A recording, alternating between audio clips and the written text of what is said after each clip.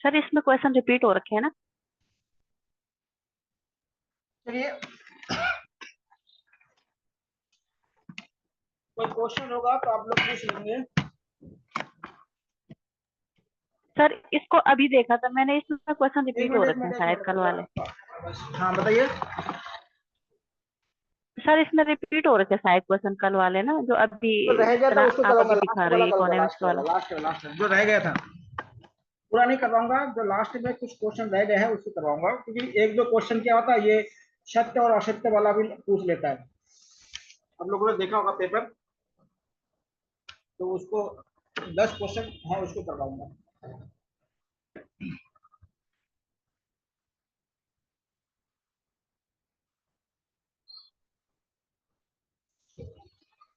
चलिए देखिए, बोला कि अर्थ व्यवस्था में क्षेत्र होते, कितने क्षेत्र होते हैं, यानी सेक्टर ऑफ इकोनॉमी कितने होते हैं। देखिए आप लोगों को बताया था कि सेक्टर ऑफ इकोनॉमी होते हैं वो कितने होते हैं, वो आपके क्या होते हैं,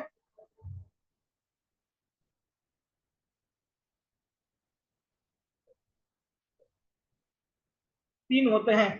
आपको बताया था कौन कौन से होते हैं। आपको बताया था कि जो सेक्टर ऑफ इकोनॉमी है वो होता है, एक होता है प्राइमरी, एक होता है सेकेंडरी और एक होता है टर्शियरी। सेक्टर ऑफ इकोनॉमी है वो आपके 3 होते हैं, यानी प्राथमिक क्षेत्र, द्वितीयक क्षेत्र और तृतीयक क्षेत्र। प्राथमिक क्षेत्र में क्या होता है, जो कृषि और संबंधित जो क्षेत्र होता है वो प्राथमिक क्षेत्र में आता है। तो कितने होते हैं, 3 होते हैं। तो प्राथमिक क्षेत्र में कौन आता है,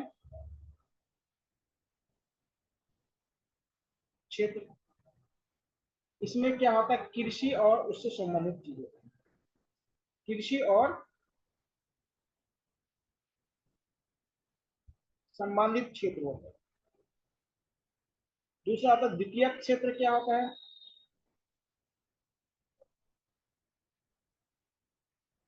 इसमें होता है विनिर्माण, इसको मैन्युफैक्चरिंग कहा जाता है।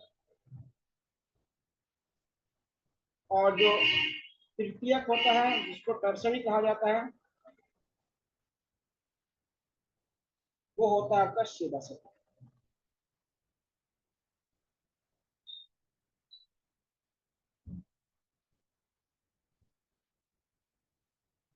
देखिए इसमें जो हमारी इकोनॉमी में सबसे ज्यादा जो योगदान देने वाला क्षेत्र कौन सा है, सेवा सेक्टर। यानी इंडियन इकोनॉमी को सबसे ज्यादा जो योगदान देता है जीडीपी में, वो है आपका सर्विस सेक्टर। सर्विस सेक्टर में क्या होता है, बैंकिंग, हॉस्पिटल, ट्रांसपोर्ट, टूरिज्म, ये सब क्या है, सर्विस सेक्टर में आता है। और सेकेंडरी सेक्टर में क्या आता है, जो द्वितीय क्षेत्र है उसमें विनिर्माण जैसे उद्योग धंधे वगैरह जो आते हैं, ये सारी चीज इसमें आते हैं। और प्राथमिक सेक्टर में क्या होता है, कृषि और संबंधित क्षेत्र आते हैं, एग्रीकल्चर और उसके जो रिलेटेड जो एक्टिविटीज होता है वो सब क्या आता है, प्राथमिक क्षेत्र में आता है। जो खनन वगैरह होता है उसमें भी इसमें आ जाता है। तो ये 3 सेक्टर होता है जो इकोनॉमिक के सेक्टर है, ये आपको बताया गया। अगला है निम्नलिखित में से कौन अर्थशास्त्र का विभाग नहीं है, अर्थशास्त्र का विभाग नहीं है, तो वो है बजट। देखिए बजट क्या होता है, अर्थव्यवस्था का भाग होता है, ना कि अर्थशास्त्र। अर्थशास्त्र में उपभोक्ता होता है, विनिमय होता है, वितरण होता है, ये सारी चीज होता है अर्थशास्त्र में होता है। और बजट क्या होता है, अर्थव्यवस्था में होता है। ठीक है, अर्थव्यवस्था में क्या होता है, एक अर्थशास्त्र अलग होता है और अर्थव्यवस्था अलग होता है, इसको ध्यान रखिएगा। तो उपभोक्ता उपभोग क्या होता है, जो कंज्यूम करने वाला है, विनिमय क्या होता है, जो एक्सचेंज होता है, और जो वितरण होता है, जो डिस्ट्रीब्यूशन होता है। ठीक है, आपको बता कि जो पहला प्रोडक्शन होना चाहिए, फिर उसका डिस्ट्रीब्यूशन भी होना चाहिए।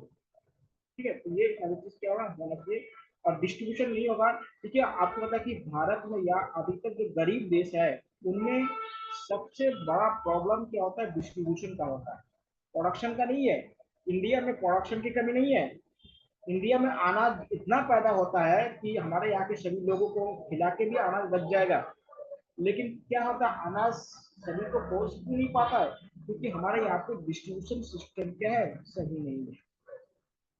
ठीक है, इसे नहीं है। अगला चीज बोल रहा है कि जो ट्रू एंड फॉल्स वाला क्वेश्चन पूछते हैं, तो ट्रू एंड फॉल्स वाला देखिएगा, ये क्वेश्चन पिछले बार से पूछना शुरू किया था, उस हिसाब से आपको बता देता हूँ। तो पहला कि जो व्यष्टि अर्थशास्त्र में समूह पर ध्यान केंद्रित किया जाता है। ठीक है, व्यष्टि अर्थशास्त्र में क्या समूह पर ध्यान केंद्रित नहीं किया जाता, बल्कि क्या होता है, जो उपकरण होता है उस पर ध्यान केंद्रित किया जाता है, ग्रुप पर नहीं किया जाता है। दूसरा है, प्रति व्यक्ति आय का अध्ययन व्यापक अर्थशास्त्र में किया जाना चाहिए। हाँ, जो पर कैपिटल इनकम है वो क्या है, जो व्यापक अर्थशास्त्र होता है उसके अंतर्गत इसका अध्ययन किया जाना चाहिए। आप लोग को बताया था कि हमारे देश में सबसे पहले दादा भाई नौरोजी ने पर कैपिटल इनकम का क्या है, कैलकुलेशन किया था। पर कैपिटल इनकम का फॉर्मूला क्या होता है, पर प्रति व्यक्ति आय का टोटल जो हमारा एनएनपी होता है, और उसको टोटल क्या है, पॉपुलेशन से डिवाइड करेंगे तो क्या होगा, पर कैपिटल इनकम क्या था, पर कैपिटल इनकम का मतलब होता है एनएनपी, एनएनपी बाई क्या है, टोटल पॉपुलेशन। ये आपका फॉर्मूला, इस फॉर्मूला से आप पर कैपिटल इनकम निकाल सकते हैं। गोवा में क्या है, पर कैपिटल इनकम ज्यादा है, और जो बिहार है उसमें पर कैपिटल इनकम क्या है, सबसे कम। तो गोवा में क्या है, और सबसे पहले जो दादा भाई नौरोजी है, इसने दादा भाई नौरोजी ने 1868 में पर कैपिटल निकला था। उस समय कितना था, 20 रुपए था एक व्यक्ति का पर साल का इनकम। इस समय कितना हो गया है, 1,80,000 करीब करीब है एक व्यक्ति का एक साल का कमाई। लेकिन सभी का नहीं, वो अंबानी का भी उतना कमाई मानते हैं और एक गरीब का भी उतना कमाई मानते हैं। तो उसमें टोटल पॉपुलेशन से क्या होता है, एनएनपी को क्या कहते हैं, डिवाइड करते हैं, तो उससे क्या निकल जाता है, पर कैपिटा इनकम निकल जाता है। और एक बात ध्यान देगा, किसी भी अर्थव्यवस्था को नापने का जो सबसे सही इकाई होता है या सही मानक होता है, वो पर कैपिटल इनकम होता है। अगर आपसे पूछा जाए कि किसी भी अर्थशास्त्र को या अर्थव्यवस्था को जानने का सबसे अच्छा तरीका क्या होता है, या नापने का जो अच्छा तरीका क्या है, तो आप बताइएगा पर कैपिटल इनकम या प्रति व्यक्ति आय को मानिएगा, जिससे मालूम चलेगा कि हमारे देश में प्रति व्यक्ति आय कितना है। लोगों का जीवन शैली उस पर निर्भर करता है, अगर कम होगा तो ये इसी आधार पर क्या, भारत को क्या है, अंडर डेवलपिंग कंट्री कहा जाता है, यानी निम्न मध्य आय वाले देश कहा जाता है। भारत को क्या कहा जाता है, निम्न मध्य आय वाला देश कहा जाता है। देखिए, वर्ल्ड बैंक क्या होता है, इसका डिसाइड करता है कि कौन देश कैसा है। तो अभी थोड़ा सा आपको ये भी बता दूंगा, ऑर्गेनाइजर सेक्टर है। देखिए, जो हमारे जो वर्ल्ड बैंक है ये डिसाइड करता है देश कैसा है। तो हमारा जो देश है क्या है, निम्न मध्य आय वाले देश है,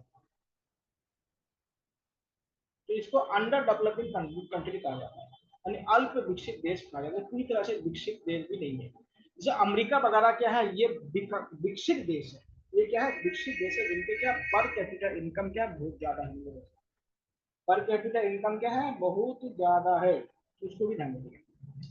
अगला है व्यष्टि अर्थशास्त्र अवास्तविक मान्यता पर आधारित है। देखिए अवास्तविक मान्यता पर आधारित ये सही है कि इसमें क्या होता है, कोई चीज रियल नहीं होता, एक एज्यूम करके हम क्या होता है काम करना पड़ता है, एक क्या करना पड़ता है, एक मान के काम करना पड़ता है। मान लेते कोई मार्केट में कितना इन्फ्लेशन होगा, एक्चुअल तो किसी को उतना मालूम नहीं होता, फिर भी क्या होता है उसमें इन्वेस्ट किया जाता है, तो क्या है उनपे क्या होता है वास्तविक चीज उसमें नहीं होता। समष्टि अर्थशास्त्र को सामूहिक अर्थशास्त्र भी कहा जाता है, सामूहिक कहा जाता है, तो ये क्या है आपका सही है। व्यष्टि अर्थशास्त्र एवं समष्टि अर्थशास्त्र एक दूसरे पर निर्भर करता है, ये सब जो परस्पर आपको बताया था, तो ये परस्पर निर्भर करता है। अगला है साधनों की सीमितता ही आर्थिक समस्या का मूल कारण। तो ये आपको पता कि जो साधन होता है उनकी अगर कम होगा साधन, तो क्या होगा, तो समस्या क्या होगा, समस्या क्या होगा, इससे बनना शुरू हो जाएगा। अर्थव्यवस्था लोगों को जीवन निर्वाह का साधन प्रदान करता है, तो एकदम सही बात है। अर्थ देखिए अगर एक क्वेश्चन आ जाए तो इसको लगाइएगा, अर्थव्यवस्था लोगों को जीवन निर्वाह के क्या होता है साधन करते हैं, ये आपका सही है।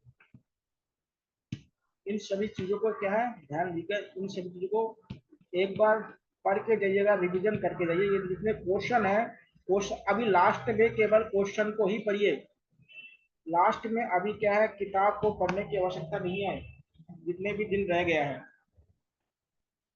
एक आदर्श कथन अपना सुझाव या राय प्रदान करता है, ये भी क्या है सत्य है। हस्तक्षेप की नीति पूंजीवाद से संबंधित है, देखिए हस्तक्षेप की जो नीति है वो पूंजीवाद से संबंधित है, ठीक है ये ठीक है। समाजवाद में केंद्रीय नियोजन अनिवार्य है, ये भी सत्य है। पूंजीवाद में कीमत तंत्र बोला था, देखिए प्राइस क्या होता है डिफाइन करता है, क्या होता है प्राइस निर्भर करता है, प्राइस पर क्या होता है पूंजीवाद निर्भर करता है। तो ये हो गए आपके क्वेश्चन। अब थोड़ा सा हम क्या ऑर्गेनाइजेशन को थोड़ा सा देख लेते हैं, इनसे एक क्वेश्चन क्या है बनता है, इसको इंटरनेशनल ऑर्गेनाइजेशन कहते हैं, आर्थिक ऑर्गेनाइजेशन कहते हैं, इंटरनेशनल इकोनॉमिक ऑर्गेनाइजेशन जिसे कहा जाता है, उसके बारे में हम लोग देखते हैं।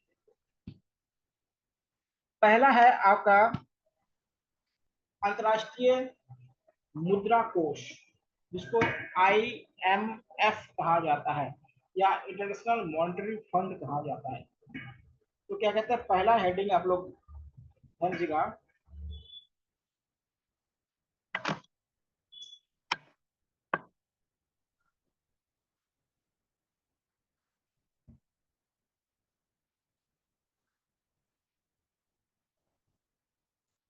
अंतरराष्ट्रीय मुद्रा कोष,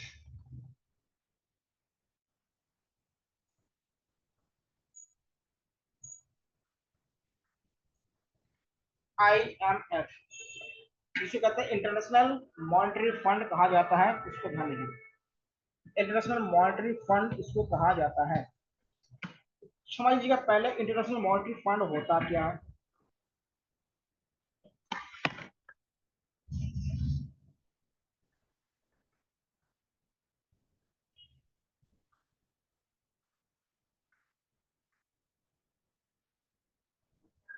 ठीक है, इसका जो गठन हुआ था 1944 में हुआ। इसका जो मुख्यालय कहाँ पे है,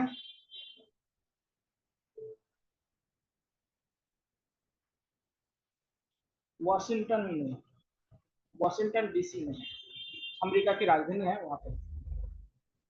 इसका कार्य क्या है तो समझ लीजिएगा,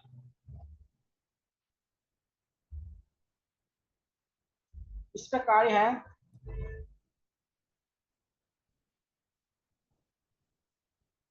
अंतरराष्ट्रीय व्यापार में विनिमय को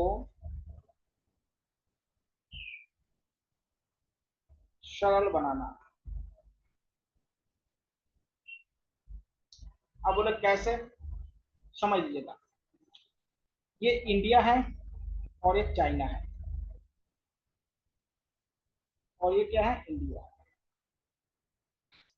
अब इंडिया को चाइना से 50 करोड़ रुपए का क्या है, 50 करोड़ डॉलर का कुछ अभी 50 मिलियन डॉलर का कुछ खरीदना है।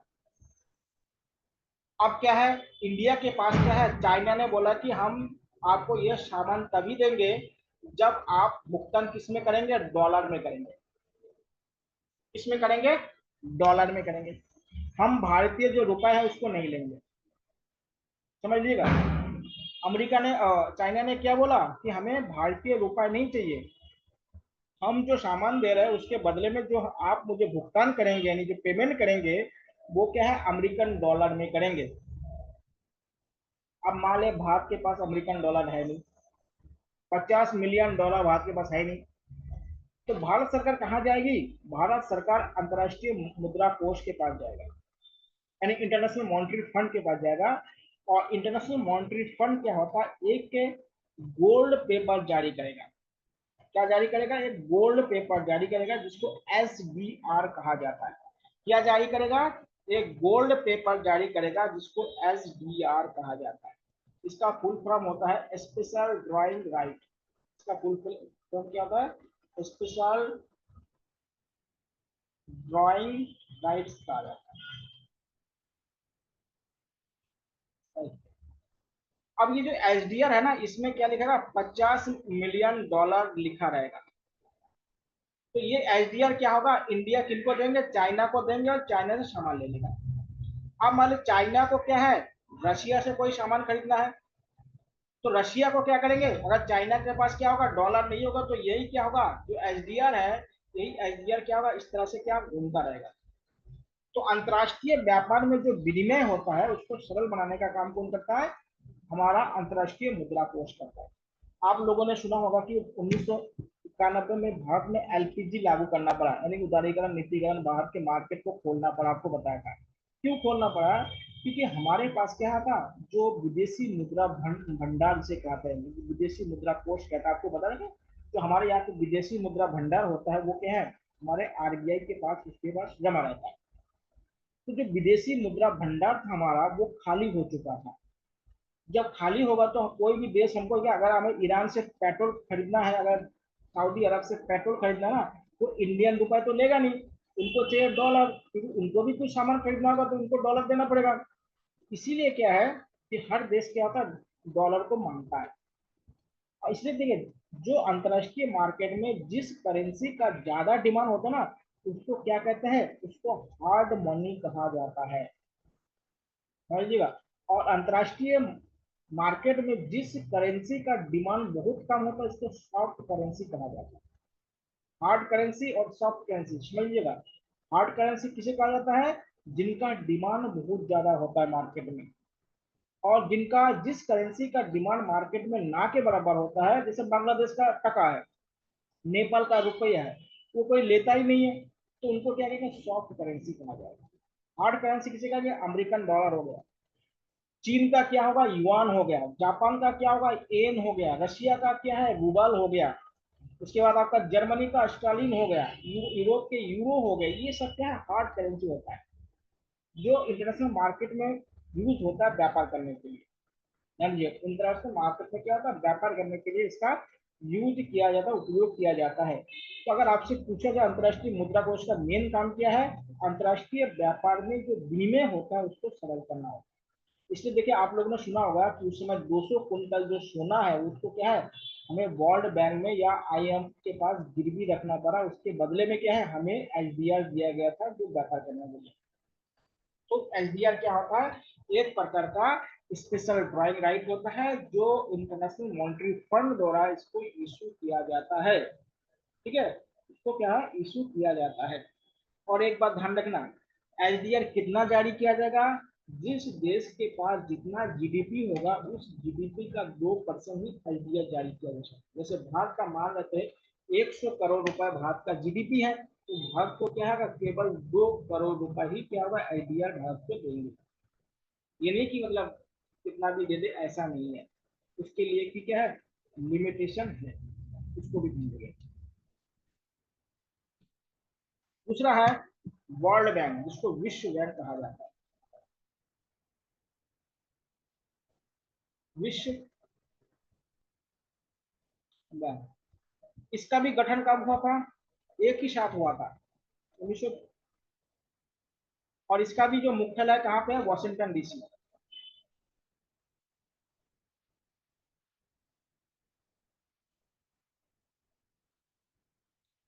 ठीक है, ये जो दोनों संगठन जो बनाया गया था ना, एक रिपोर्ट आया था जिसको बैडन वुड रिपोर्ट कहते हैं, बैडन वुड घोषणा कहते हैं। उस घोषणा के आधार पर क्या है, इस इन दोनों संस्थाओं का गठन किया गया। द्वितीय विश्व युद्ध के समय बैडन वुड घोषणा के आधार पर इसका गठन किया गया। अब इसका काम क्या है? इसका काम क्या होता है? गरीब देशों को, गरीब देशों को सस्ते दरों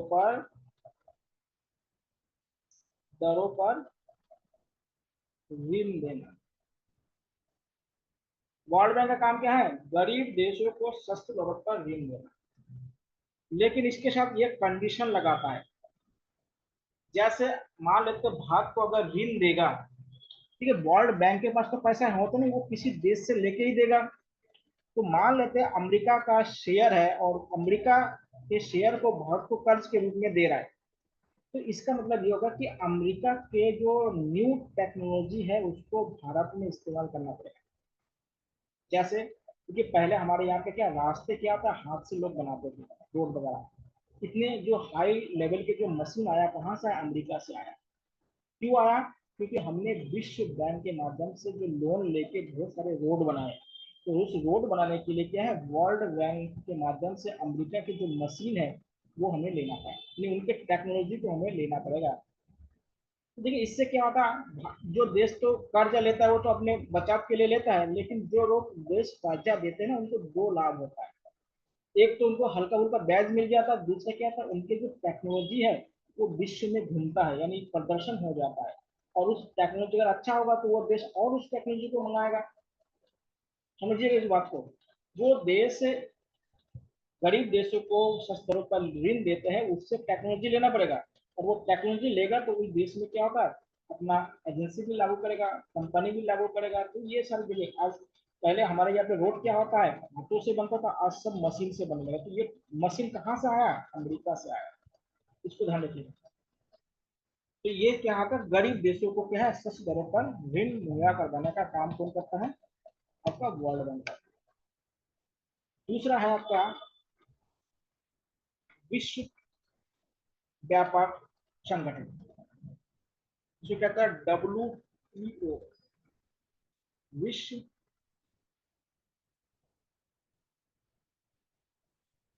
व्यापार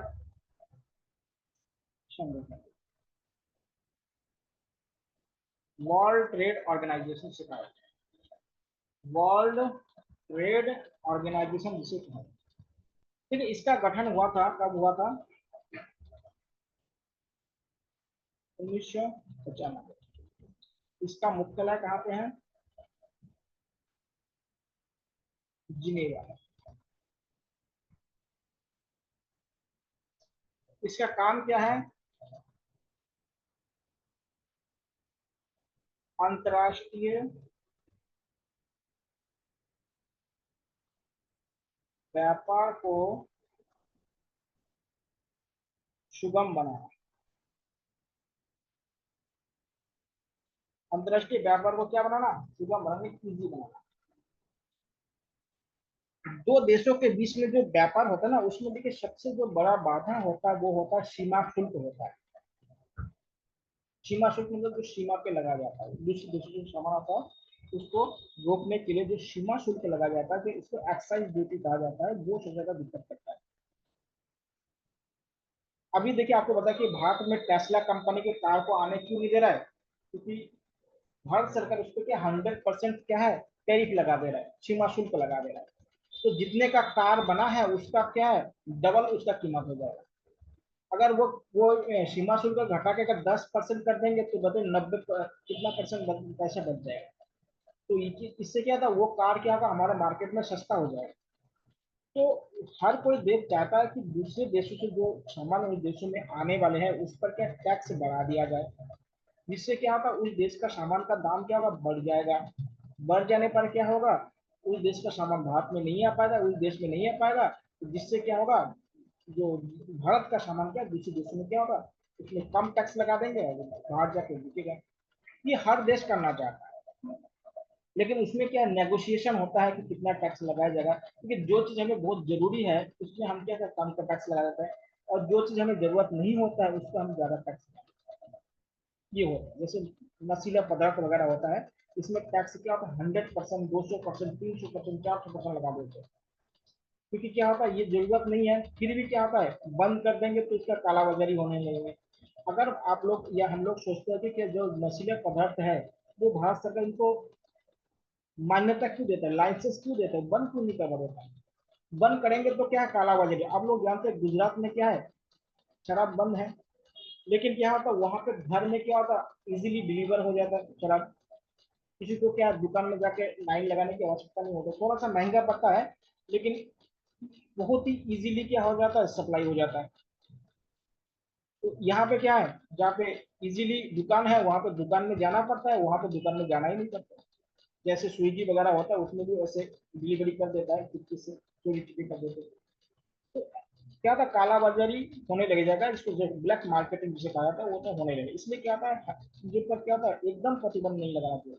आप लोग सुने होंगे 70-80 के दशक में पिक्चरों में देखे वो सोने का तस्करी बहुत ज्यादा होता था, कि हर कोई गुंडा क्या है सोने का तस्करी करता था, जूते के अंदर जेब के अंदर कहाँ कहाँ भर के सोने ले जाता है, और लड़ाई झगड़ा होते थे, आप लोग पिक्चर देखे तो उसमें क्या था कि उस समय सोने पर यानी गोल्ड पर सीमा शुल्क बढ़ा दिया था गवर्नमेंट ने, बाहर के सोना भारत में ना पाए। इससे क्या होता तस्करी होने लगी। अब क्या है भारत सरकार ने क्या है वो टैक्स कम कर दिया। अब देखिए क्या नियम है, अगर कोई व्यक्ति विदेश में घूमने जाते हैं तो ½ किलो सोना गहने के रूप में खरीद के ला सकते हैं। समझ लीजिएगा, अगर कोई व्यक्ति विदेश में अगर जाता है तो ½ किलो जो सोना है वो गहने के रूप में क्या है खरीद के ला सकते हैं। लेकिन क्या है ऐसे कोई बिस्किट के रूप में नहीं ला सकता है, गहना के रूप में नहीं ला सकता है। अगर कोई व्यक्ति एनआरआई है, उनके घर भारत में है और वो क्या है काम करने के लिए बाहर विदेशों में रहते हैं, अगर वो व्यक्ति है तो वो क्या है 5 किलो तक सोना ला सकते हैं एक बार में। नहीं हमेशा तो जाएगा 5 किलो लेके आएगा ऐसा नहीं है, वो अपने जीवन में एक बार क्या 5 किलो सोना ला सकता है। ठीक है धन्यवाद। इसलिए क्या इजी क्यों कर दिया गया है, क्योंकि इसकी तस्करी को कम करना है। इसलिए क्या होता है कि जो वर्ल्ड बैंक है जो WTO है ये कहता है कि सीमा शुल्क को कम से कम रखो, जिससे क्या होगा हर देश जो देश जिस देश का सामान अच्छा होगा उस देश के सामान ज्यादा लोग इस्तेमाल कर पाएगा। लेकिन इससे देखिए जानते हैं कि किसका लाभ होता है, इससे जो अमीर देश होता है ना उनको लाभ, क्योंकि क्योंकि जितने भी बड़े बड़े ऑर्गेनाइजेशन है उनके जो हेड है या उनके जो अधिक संपत्ति लगे हुई है ना वो सब अमीर देशों का लगे हुए हैं। तो अमीर देश जब उसमें होगा तो उनके अनुसार ही तो नियम बनेगा, तो ये सब अमीर देशों को लाभ पहुंचाने का साधन है। तो देखिए इसमें एक बात कहता है कि सब्सिडी मत दीजिएगा, रिसर्च पर ज्यादा बल दीजिएगा। अब देखिए जो गरीब देश है ना वो सब्सिडी देना उनका जरूरी है, वो लोग ज्यादा रिसर्च पर बल नहीं दे सकते। जैसे भारत है, भारत का 1% क्या होता है बजट का रिसर्च पर बल देते हैं, और देखिए अभी 80 करोड़ लोगों को सब्सिडी पर अनाज दे रहा है। तो कितना बजट में कितना प्रतिशत जा रहा होगा अनाज देने में। तो भारत क्या था WTO कहता है भारत को कि आप ये सब्सिडी मत दीजिए। देखिए हमारे यहाँ पे यूरिया पर कितना सब्सिडी दी जाती है, अलग अलग वस्तुओं पे पहले क्या था तो LPG सिलेंडर पे सब्सिडी दी जाती थी, अभी भी दी जाती है। तो सब्सिडी क्या होता है जो WTO का मान्यता है कि सब्सिडी ना दिया जाए। सब्सिडी देने से क्या होता है कि जो वास्तव में मार्केट में जो कंपटीशन होने वाला है वो मार्केट में मुक्त कंपटीशन नहीं होता है, यानी फ्री क्या होता है यानी जो कंपटीशन होता है वो नहीं होता है अगर आप क्या है सब्सिडी देते हैं। तो इससे क्या होता है दिक्कत होने लगती है। तो समझिएगा तो विश्व व्यापार संगठन का मेन उद्देश्य होता है कि मुक्त व्यापार को लागू किया जाए, मुक्त व्यापार को लागू। लेकिन जो गरीब देश है वो ऐसा नहीं कर सकता, क्योंकि उनके प्रोडक्ट में क्वालिटी नहीं होता, उनके पास इतना संसाधन नहीं है कि वो ज्यादा ज्यादा क्या होगा प्रोडक्शन कर पाए, इसलिए उनको दिक्कतें होने लगती है। इसको आप लोग समझिए। तो ये हो गया आपके WTO के बारे में। और 2-3 बैंक और जान लीजिएगा, जो बहुत इंपॉर्टेंट है। एक है एशियाई विकास बैंक।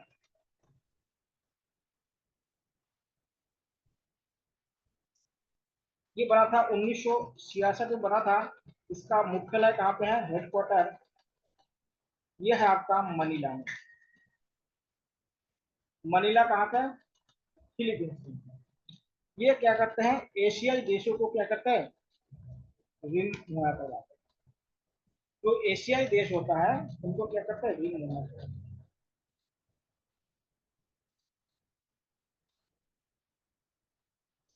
ऋण दे, इसको ध्यान देना, कहाँ पे है, कब बना, इसको ध्यान देना। दूसरा है आपका ब्रिक्स बैंक।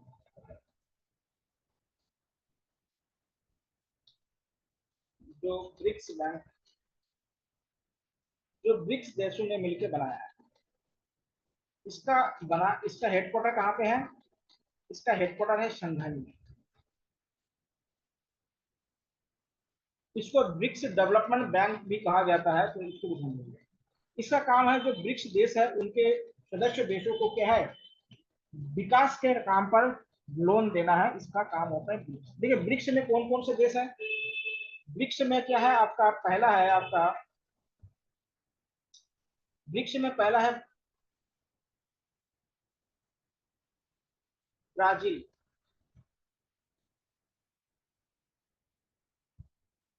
फिर है रशिया, फिर है आपका चाइना, फिर है आपका इंडिया और साउथ अफ्रीका। ये चार पांच देशों का संगठन है ब्रिक्स। ठीक है, पहले क्या था, ब्रिक था। ब्रिक कब बना, ये बना 2009 में बना। और इसके साथ जब साउथ अफ्रीका जुड़ गया तो ये क्या बना, ब्रिक्स बना। कब बना, 2010 में। ब्रिक्स कब बना, 2010 में बना। और ब्रिक कब बना, 2009 में बना। तो ये मेनली पहले पांच देश था। अब ब्रिक्स में कितने देश शामिल हैं, अब ब्रिक्स में 10 देश शामिल हो गया, अभी 5 देश और शामिल हो गया। तो वर्तमान में ब्रिक्स में कितने देश हैं, कौन कौन सा है, नए देशों को अभी उतना इंपॉर्टेंट नहीं है, यही क्या है, मेन देश है Brazil, Russia, China, India, south Africa. ये 5 देश मेन है, तो इसको देंगे। ब्रिक कब बना, 2009 को। और ब्रिक्स कब बना, 2010 को। ठीक है, तो ब्रिक्स क्या है, भारत क्या है, ब्रिक्स का क्या है, सदस्य देश है, तो इसको भी ध्यान रखिएगा। ब्रिक्स के सदस्य देश को में हैं। तो ये क्या होगा, कुछ आर्थिक और संगठन है जो क्वेश्चन जो पूछे जाते हैं। तो ये आप लोग का आर्थिक से कुछ होगा।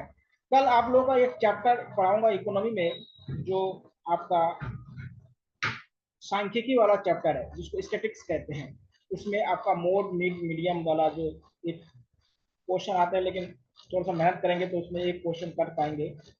उसके बाद सूचकांक जिसे कहते हैं, इंडेक्स, ये सारे चीज क्या है, आपको कुछ बताया भी था इंडेक्स के बारे में, सीपीआई और डब्ल्यूईआई ये बताया भी था। उसमें मोड मीडियम निकालने के लिए आ जाता है, आप लोग इकोनॉमी में पढ़े होंगे। तो उसको थोड़ा सा मैथमेटिक्स वाला सेक्टर है, वो इतना कठिन नहीं है, लेकिन एक दिन में समझ में शायद नहीं आ पाएगा, फिर भी देख लीजिएगा।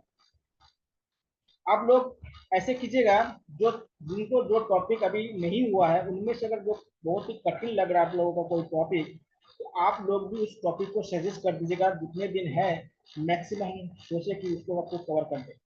ऐसा सोच रहा है कि संडे को क्या होता है, 2 क्लास लिया जाएगा, जो इससे क्या होता है, क्योंकि अगले संडे को शायद आपका पेपर होगा आप लोगों का, तो इससे मैक्सिमम आप लोगों का कवर हो जाए। ये एक साथ इतना लंबा क्लास नहीं हो पाएगा, तो इसको भी ध्यान रखिएगा। जिससे क्या होगा, आप लोग भी क्या होगा, देख लीजिएगा, जिसको जो टॉपिक समझ में नहीं आया या अभी हुआ नहीं, आपको समझना है, आप बेहिचक उस टॉपिक को लिख के भेज दीजिएगा, उसी पर क्या होगा पहला डिस्कशन करेंगे। ठीक है, इसमें कोई दिक्कत नहीं है, जिनको नहीं आया तो उनको करना बहुत जरूरी है। और जिस टॉपिक पर नहीं आ पा रहा है समझ में, उनको आप लोग आज ही लिख के भेज दीजिएगा। उस पर क्या होता हम विचार कर लेंगे, उसमें करवा देंगे। एक दिन क्या होता उन सारे टॉपिकों को क्या है क्लियर करवा देंगे, उनके जो मेन मेन जो चीज है उनको क्या है करवा देंगे। आप लोग भी क्या है उसको सजेस्ट कर देंगे। ठीक है, आप लोग का कोई क्वेश्चन है तो आप लोग पूछिए, क्योंकि आज टाइम खत्म होने वाला है तो अब आगे नहीं क्लास हो पाएगा। कोई भी क्वेश्चन है तो आप लोग उसको पूछ सकते हैं।